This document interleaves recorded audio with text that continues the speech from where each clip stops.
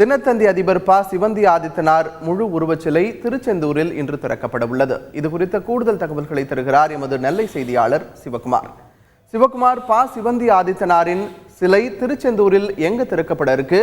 எத்தனை மணிக்கு இந்த விழா தொடங்க இருக்கு?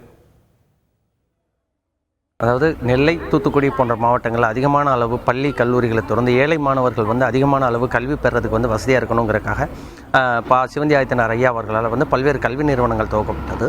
இந்நிலையில் திருச்செந்தூரில் இருக்கிற பின்னால் இருக்கிற அந்த இன்ஜினியரிங் காலேஜ், அதாவது ஆதித்தனார் இன்ஜினியரிங் காலேஜ் அப்படிங்கிற இடத்துல அவரோட முழு உருவ வெங்கல சிலையை இன்று காலை 10 மணி அளவில் திறக்கிறாங்க.